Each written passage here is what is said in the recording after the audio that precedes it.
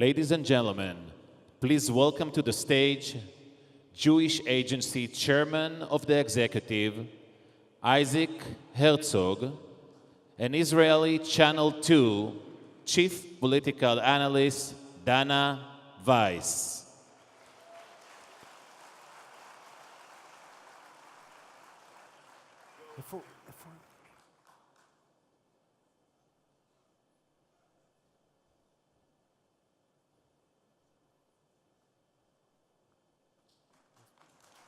We know nothing. We just wait around.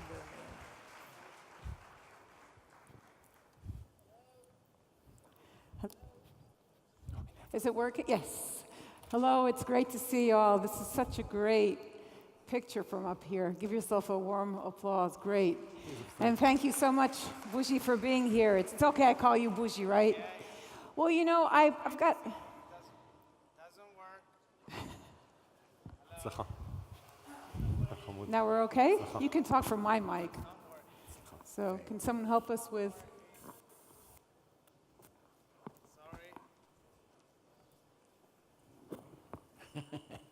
No. We have to accommodate to technology. Wow. Okay, Dana. The Startup Nation is stuck with the microphones. Well, you know, Bougie, all those years, you were always a very clear voice of one camp campaigning against another camp. Now you've changed position. And I wanted to know what you see from this position that you didn't see before.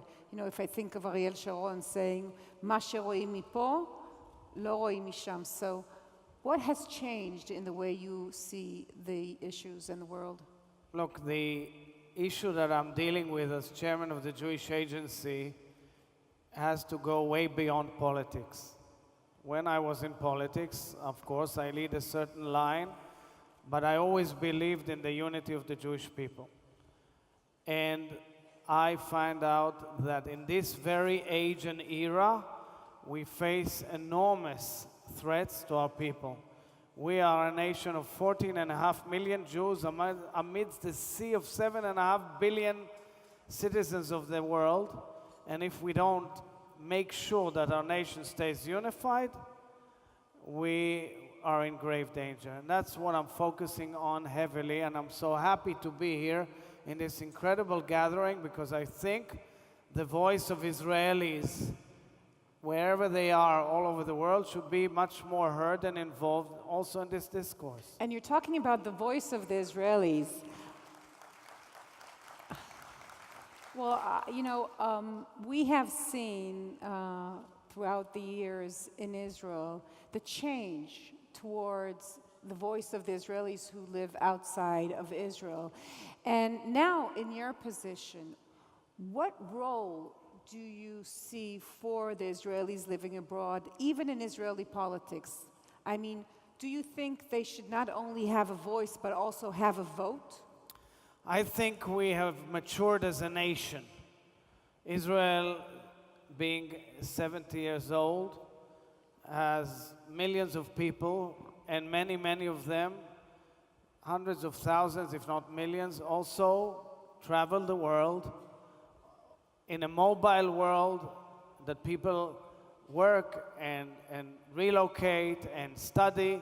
And it's about time that Israel looks differently at Israelis who are abroad.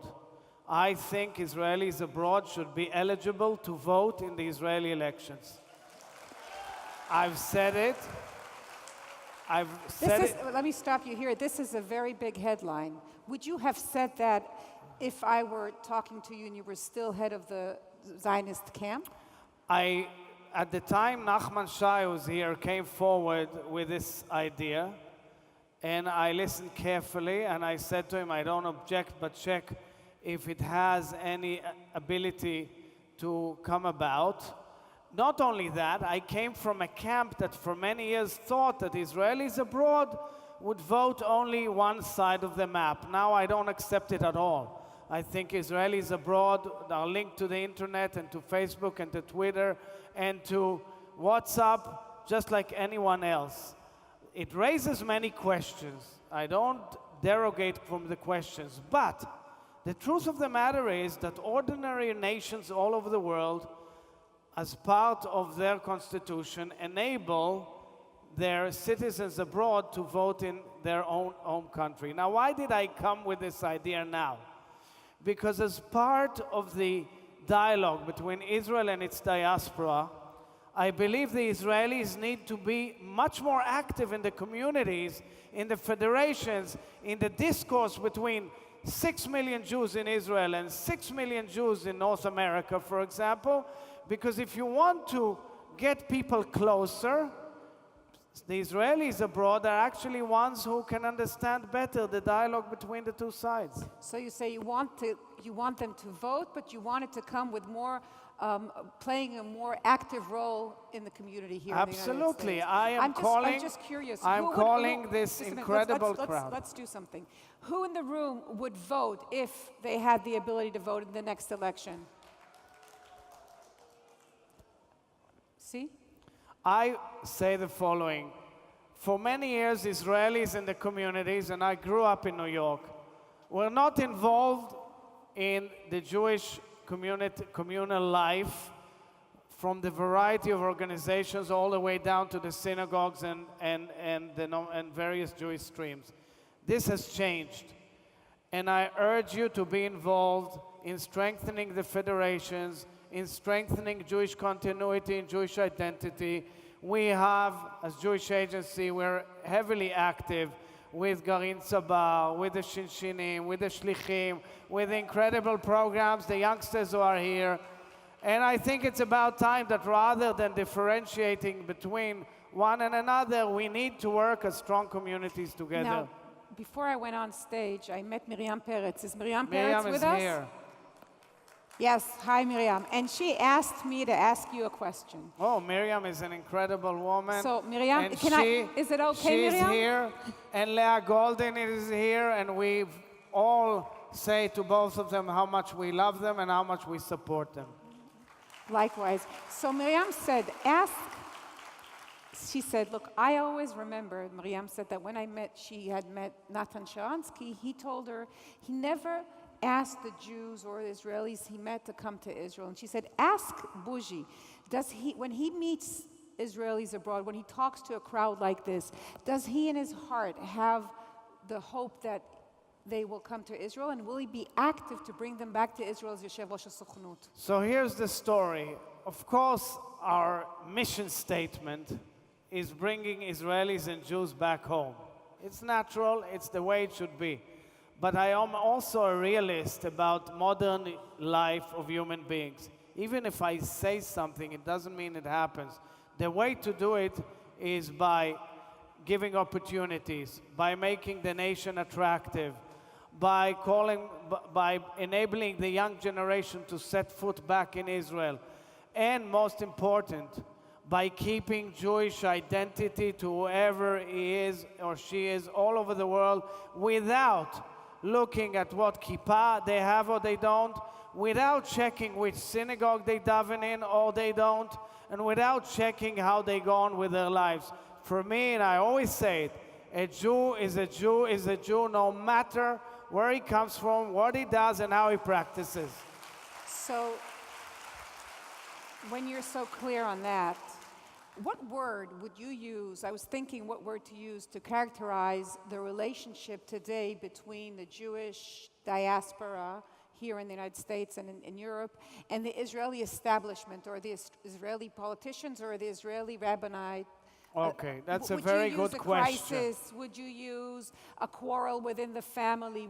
How would you characterize it? Well, first of all, I must say what brought me to this position, and actually sidestepping from the Knesset, which is not an easy decision, was the fact that a summer ago, summer of 2017, I went with my wife to visit friends who grew up with me in school in New York, and all they could ask me and speak to me about is about the future of their kids staying Jewish. And I went back home, and I went to each and every rabbi who's leading and has an opinion, and told them, don't you realize we are on the verge of a major, major challenge as a nation? And 2 months later, I get a phone call suggesting that I take the chair of the Jewish Agency. And I'm telling you all, we live in an era where our nation can split if we don't make whatever it takes to maintain our unity. And this requires bold steps, and this requires the leaderships on both sides of the ocean, of what I call Jerusalem and Babylon, to speak to each other and understand better each other's challenges. For this, I go to each and every politician in the country and I beg them, first and foremost, to keep quiet and learn and understand what's going on in the diaspora, in depth, not superficially. And I also go to each and every community in North America. Yesterday I spent in Miami the whole day and tell them, what you read and see about Israel is not what you get. Israel is interesting, is developing, is changing, and both communities need to get to know each other better. For this you have Birthright, which is heavily, heavily, heavily supported by Miriam and Sheldon Anderson in an incredible way. For this you have Masa, which is our program of the Jewish Agency that brings 14,000 youngsters to Israel to become leaders. For this we have our Shinim in all the communities in the United States, and we have our Shlichim, and any other program that brings a dialogue is what should be the priority of the State of Israel and the diaspora in order to strengthen the bridge. So you said that we were in a very critical point. That's true. And what is your commitment? And by the way, what is your commitment there? The critical point has to do with the young generation here in America and the young generation in Israel. They can either grow disparate into a rift or find ways and means to connect, because this is the challenge. That's why when you say, what's our commitment? I can't promise.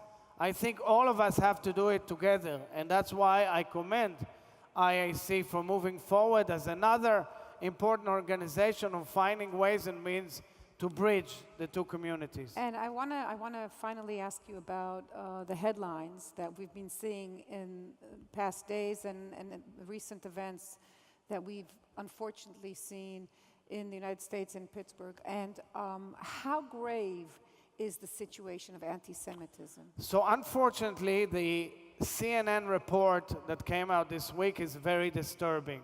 And it is another fact amongst various facts that show quite a disturbing rise in anti-Semitism around the world, in France, in England, in Germany, or in the United States. For that matter, white supremacists are active as ever.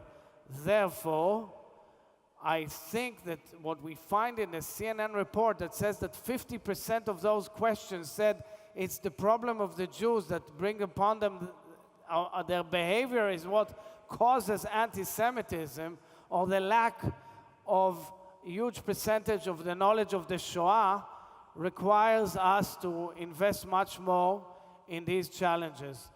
By the Pittsburgh was an awakening call, and we have to understand that Pittsburgh can recur, God forbid, and that's why we all have to be aware it's a new era. By the way, there is an argument being made that the anti-Israelism, anti-Zionism on the left is as dangerous as the ultra-right, traditional anti-Semitism. Well, in many quarters, it's true. The extreme voices, like you see from Antifa and Farrakhan all the way to the Corbynites in England, are extremely disturbing, and it has nothing to do with political views in the State of Israel. I could have been the leader of the opposition and leader of the center-left camp in Israel, and I bet you had I been prime minister, Corbyn would have acted the same. It doesn't come from a political debate, it comes from a very disturbing attitude towards Jews, mixed with the same attitude towards Israelis. And we should understand that. There is a very interesting definition of anti-Semitism that says at each generation, it's blaming the Jews for the faults of the world. And we see it, unfortunately, when a guy walks into a synagogue in Pittsburgh and yells, "Kill all the Jews." And believe me, he had no clue whether somebody there is Reform, Conservative, Orthodox, Likud, or Avodah. Finally, we started with your personal journey, so we're heading for an election year. This is going to be the first election in how many years that you're not going to be an active player? Quite some time, that is true. Is it more- the tell last us. election was a close race. Tell That's me, true. is it more a relief for you, or you're going to have a hard time? Dana, look, we are not here in a private psychological treatment. I was trying. Once you have the political bug, you always have the political bug. But at the end, the real call of duty is serving the people. And for me, and not only because of my unique family story, but because of my being, serving the Jewish people at this critical juncture is a huge honor, and it fulfills my being. So don't worry about me. Thank you so much. Thank you so Thanks, much. And תודה we רבה. wish you best of luck. תודה Thank רבה you, Yitzhak לכולם Herzog. ושבת Thank you. שלום.